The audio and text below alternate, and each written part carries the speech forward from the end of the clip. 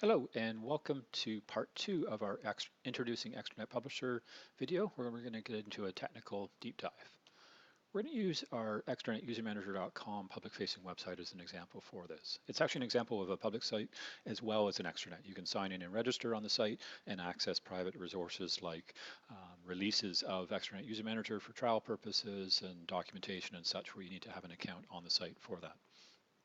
We actually author the site in SharePoint Online as part of Office 365, and then Extranet Publisher pushes that to a .NET Core website that's hosted as an app service in Azure. Now, before we get too technical, I want to start with the information architecture. This is a key step in designing any website, whether it's a public site or an extranet, regardless of the technical platform that you're going to be using. You need to understand what's the architecture of your content, the metadata, the structure of that. The website's pretty simple. It has documents, secure downloads, and images you see on the left-hand side of the mind map that we have here.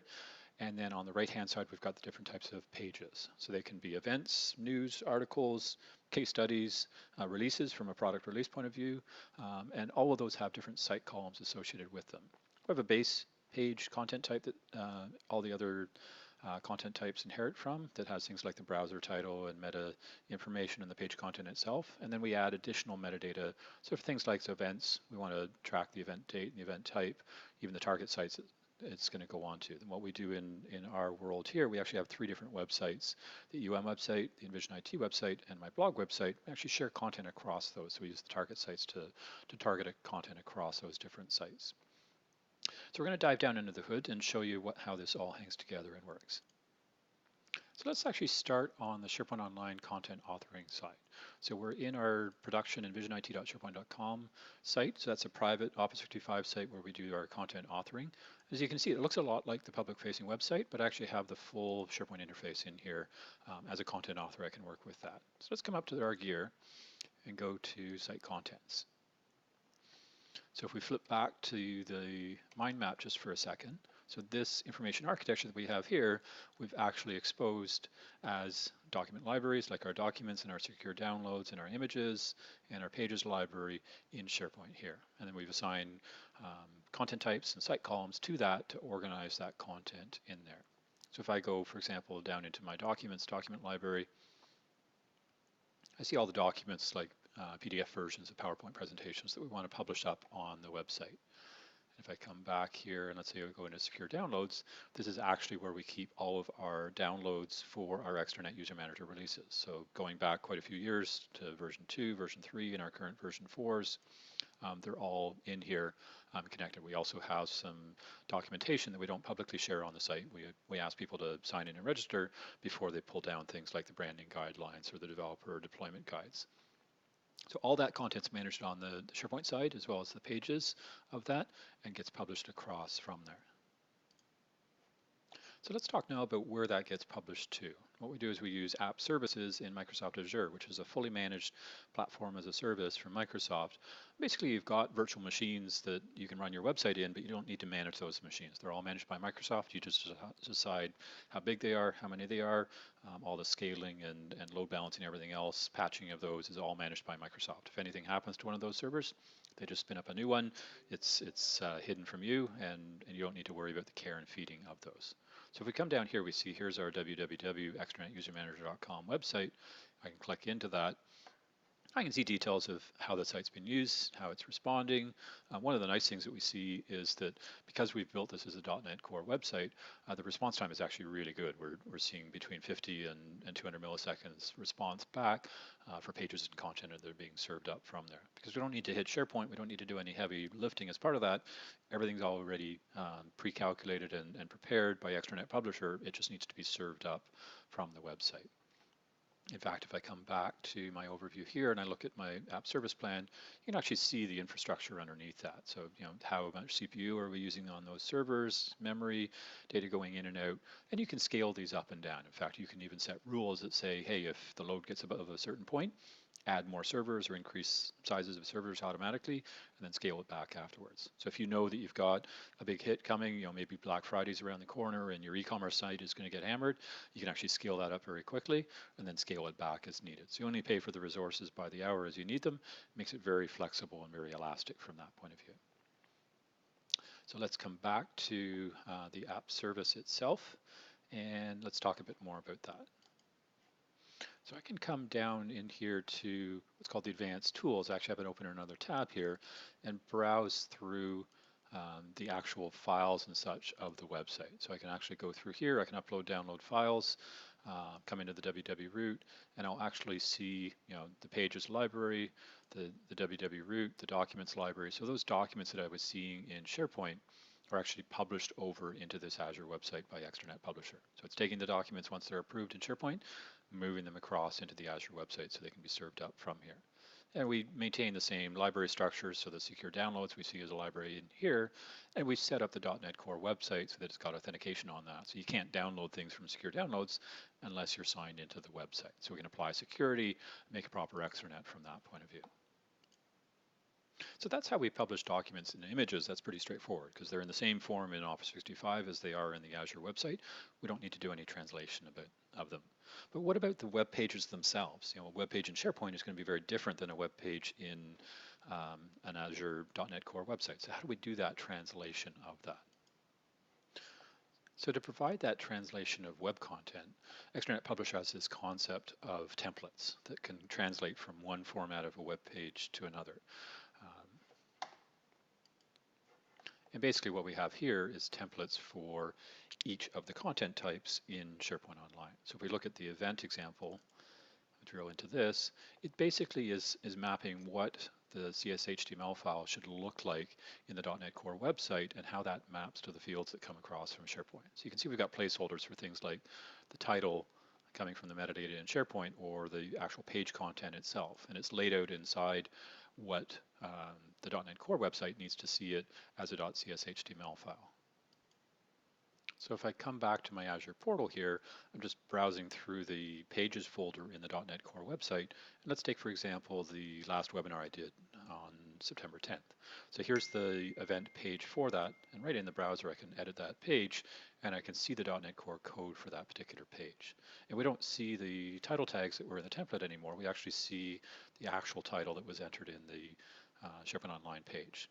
And it's a little harder to see down here because it's all on one line, but the actual page content for that whole page, we actually see right in the HTML there. So I didn't need to author that. That happened as part of the publishing process. So if I come back to, let's say I come to the events page itself, go to the recent event, this is that page getting served up. We don't see it in the URL. We have friendly URLs that we'll talk about in a minute, but basically this is the CSHTML file that we're just looking at the source from. So as you can see, we haven't gone through all the features yet, but there's a lot of moving parts here. We've got document libraries getting passed across. We've got pages that are getting translated and moved over to the .NET Core website. How is that all configured and managed? So let's actually take a look at that. There's a number of places where that happens. So the first spot is that the actual publisher product itself is a executable that needs to run somewhere. So we'll talk about that in a minute, but it needs to be configured. So we have a configuration file here. It is actually a .NET application itself, and there's a number of things in here. Now this config file has some placeholders for things like usernames and passwords. One of our rules as developers is we never want to see those values actually in the configuration file in plain text. It's bad form from a security point of view.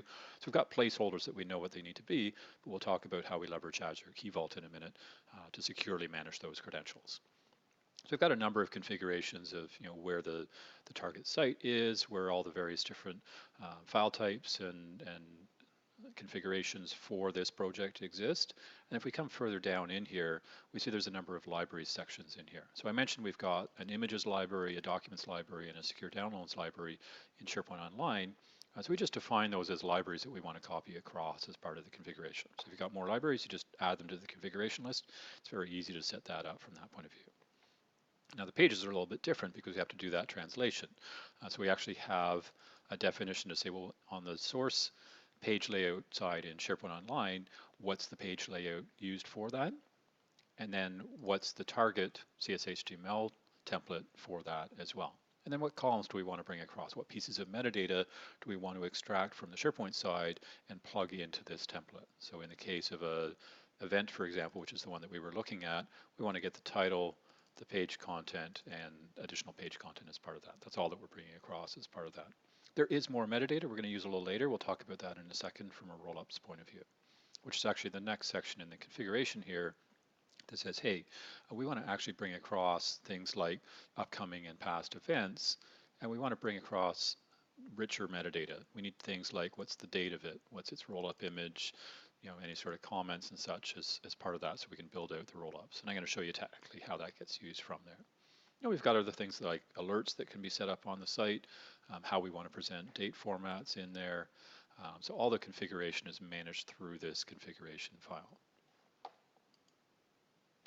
So the second part of the configuration happens in the Azure Portal. So the config file I was showing you before, the intent of that is that that's the same configuration file that gets used if you were locally developing the site, if you were working in your development environment, your test environment, or in your production environment. And in environment-specific differences, we actually use the Azure Portal to manage that. So if we come back in here and we come down to configuration, we can actually see there's local values in here. Now by default these are all hidden in case they've got secrets in them. We actually don't put secrets in there, so let me just go ahead and show the values on that. So this is telling me things about the specific local setup of that, what's the site URL, which robots text file we want to use. We'll come back to that in a minute. And you can see here there's things like the URL of the source SharePoint Online site. That's not a secret, but the username and the password is. And you'll see we don't actually put the values in there. We put references to what's called the Azure Key Vault. So the Azure Key Vault, I actually have another browser window open in here because I have different credentials for accessing the Key Vault. It's a more secured resource. So Key Vault is a way of securely keeping secrets in Azure that can then be consumed by applications. So we've got in here a number of secrets. We can see here is the password and the username. Sorry, I'm not going to show you the actual values for that. And if we come into the access control for it, and I'll look at the role assignments, what we've done is actually registered the EOM website plan, so that app service plan that's running, as an app in Azure Active Directory, and then we've given it rights to access the Key Vault through that. So it's all very secure that we can't directly access the Key Vault. We have to be running in the context of the app service plan, and then the code can reach in and get those values from there. So that's all baked in. Extranet Publisher uses the same model itself as well, since it's running in the context of that app service plan to access those credentials and do what it needs to do from there. So let's come back to the main app service, the actual .NET Core website that's running in Azure. And apologies, I know I'm jumping around a lot. It gets a little bit confusing, but I'm trying to walk you through the whole scenario here. So we've got our configuration that's in the Extranet Publisher itself. There's the configuration in the app service portal, and then there's the more secure credentials that are stored in the Key Vault, in Azure Key Vault.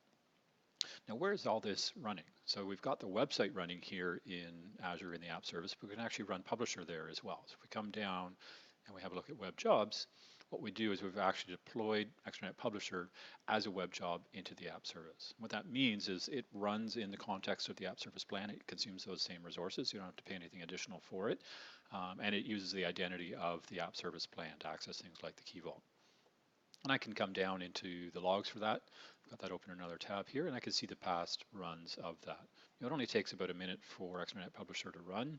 The reason for that is it does a delta. So it looks at what's changed, and it only updates what's just been changed since the last run. Now, normally we have it running every 15 minutes or so. So as changes happen, they just immediately publish across. We're actually about a week away from launching a new version of our website.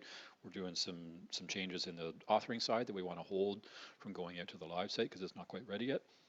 But we're going to see that very soon. In fact, we're doing a webinar on October 10th around the whole new launch of the website and the new test drive features that are going to be in there. So stay tuned on that side. So far we've just talked about the first two publisher product features, the publishing of documents images, which is pretty straightforward, and the translation of the web pages. Let's talk about roll-ups now. This is a common scenario where you want to roll up content. Let's actually flip over to the website here. The events page in our Extranet User Manager site is a good example. We've got any number of upcoming events as well as recent events. We want to be able to go back and view archived events, see a full long list of every event we've ever done through there. And we don't want these pages to have to be updated by a content author every time a new event comes in. We want that roll-up to happen automatically as part of that. So that's one of the things that Publisher does. And the way it does it, as I was talking about the config file before, there was a roll-up section that I talked about there, and it really drives this section. If I do an F12 in my browser, and you can do this yourself as well, and you look at all the various different files that are getting loaded by this page, in this rollups folder, you'll see there's a rollups json.js file. That's where all the metadata about all of the rollups is stored. Now you'll see there's a long, weird string of letters and numbers on the end there. That's a hash code of the contents of the file. The reason we do that is that for performance reasons, this file gets cached by your browser, so it works really well. Once you've visited the site once, you come back, it doesn't have to reload that content. But if we publish new events, we want to force your browser to reload that. It's called a cache busting technique. So we update that hash when the content changes, forces your browser to load the latest events from there. Now, when you first look at it in your developer toolbar here, again, it's one big line. It's a little hard to understand from that point of view. But if you use this pretty print down in the Chrome developer toolbar, it'll actually format that nicely as JSON data for you.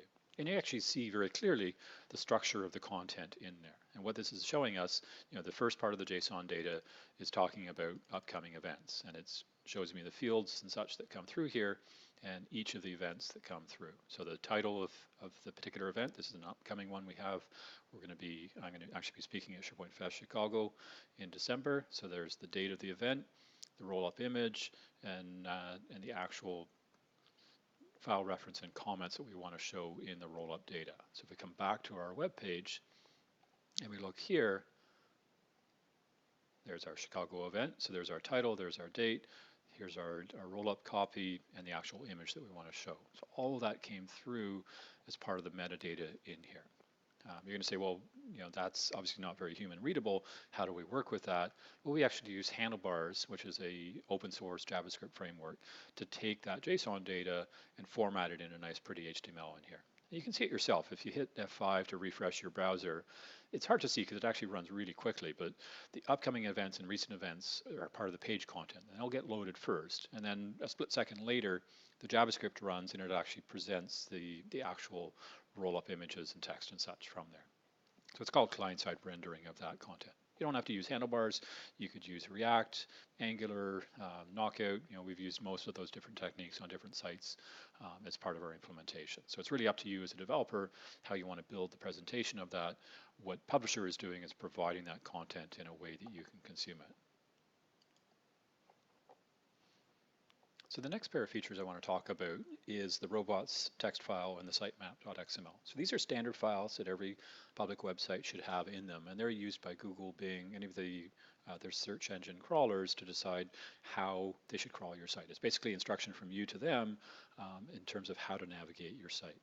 So if we come back to the browser for a sec here, and I just changed the root of my site to point to robots.txt, every site should have this on it. It's basically saying, what are you allowed to crawl, and where's your sitemap that will help me crawl it by understanding the structure of the site.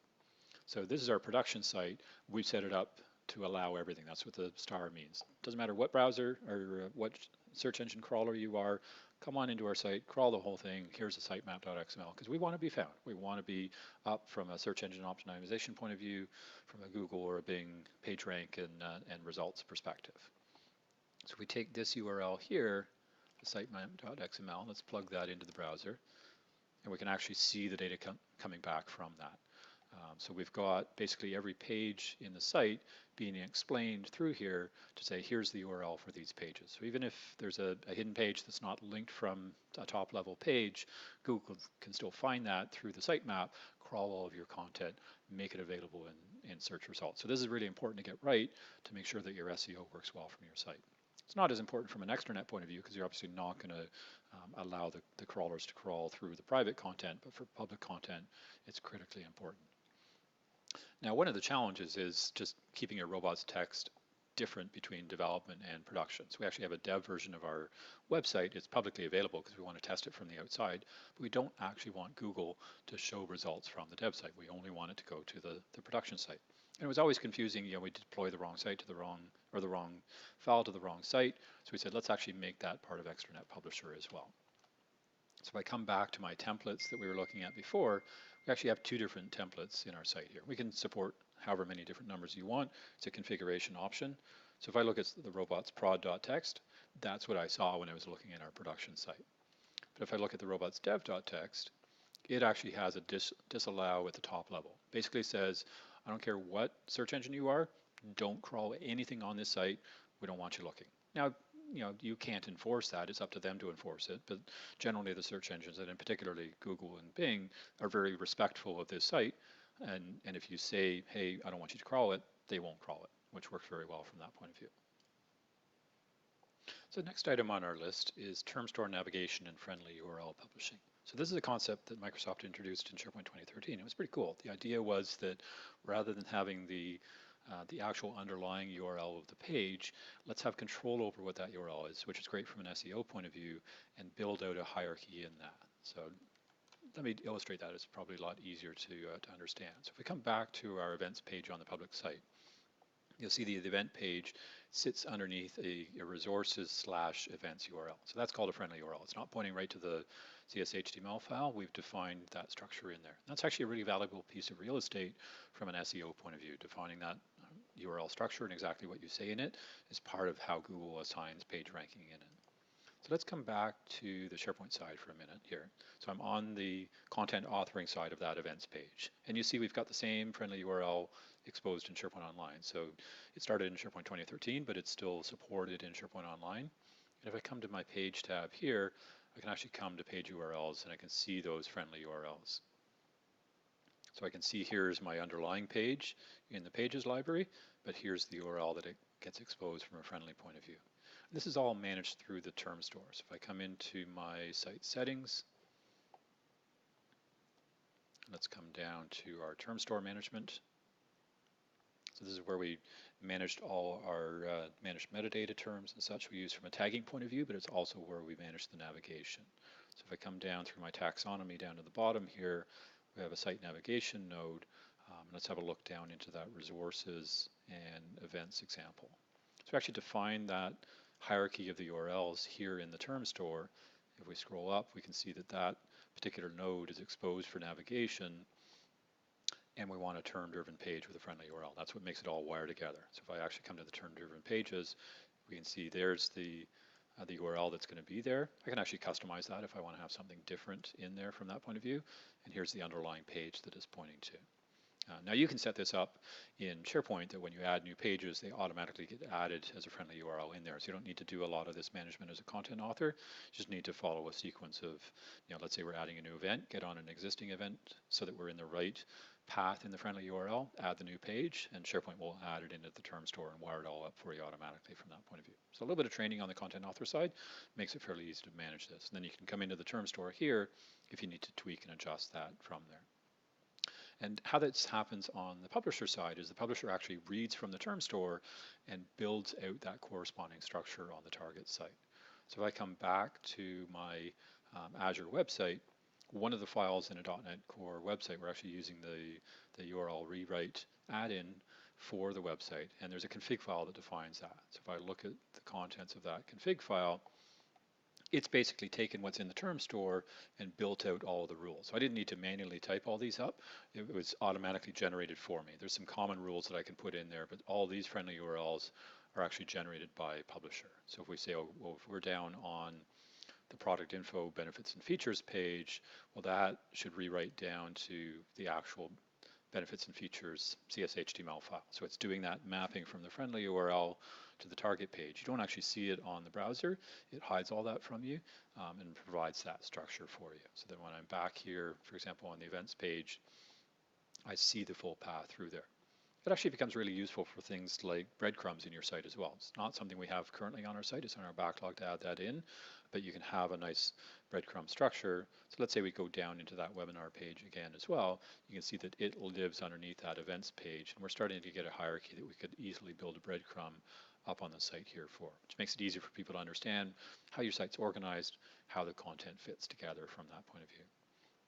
Now those friendly URLs in that term store, I kind of breezed over it, but if I come back to here, and let's flip back to the navigation, you'll see there's these options for visibility and menus, where we can actually show it in the global navigation menu. So SharePoint will actually build the nav out for you, and we actually see it. We see resources and events and such through here built out in the nav. And what we can do is we can actually inject that navigation into the target website itself, so that this nav up here is actually driven off of what's coming from the term store in SharePoint. So as a content author, if you say, well, I want to add a new product info feature area, I can add it to the term store in SharePoint Online. Publisher picks that up and it would actually push that through, and we would see that as a new nav item in here. You don't often add new top-level nav items, but it's nice to be able to do that without having to open up the code and work with it from there. So the second last item on the list here, updating CSS classes for image renditions. This has to do with things like roll-up pages, for example. If we come back to our events page, we've got roll-up images that we want to have a particular size in here. And in SharePoint, how we would handle that is with image renditions. SharePoint would actually take the image that was uploaded by the content author and resize it into the appropriate sized image. We haven't built that full technology into Publisher just yet, but we have built features that will take those image renditions and build CSS classes so that at least the image will present at the right size here. It still doesn't avoid the issue that content author uploads a 10 meg digital SLR image file to use as the rollup. It's still going to be a 10 meg upload or download when somebody hits that page. So you still need to be aware of that as a content author point of view. Future roadmap, we'd like to have support for that, where we actually downsample that image to the right size so that the page renders really quickly and works well from a performance point of view. And then the last feature we don't actually have set up on our site right now, so I can't show you that one, but it's upload alerts. So let's say, for example, you have a document repository that you're using Publisher to publish documents to. And in addition to providing them through the portal, you want to let people know that new documents have been uploaded for them. We've got a couple of projects in flight right now, one for a utility company, another for an investment trust company, where they're uploading documents to a private extranet portal, and they want to notify the users that new documents relevant to them have been uploaded. So there's templates that you can customize as to how you want that email to go out, how you want it to be branded, to let them know, hey, there's some new documents, and there'll be links in the email that take you in from that point of view. So that's a full walkthrough of the current set of product features for Publisher Product. I know there's a lot there, got a little bit technical, but that was the idea of this talk. We've got a few links here if you want to come in for more details on some background on the Ontario MD example that I mentioned in part 1, some of the sample sites that we've got up there. And by all means, again, if you've got questions, don't be afraid to reach out, inquiry@extranetusermanager.com. Love to hear your questions, your feedback, and your thoughts from there. Thank you very much.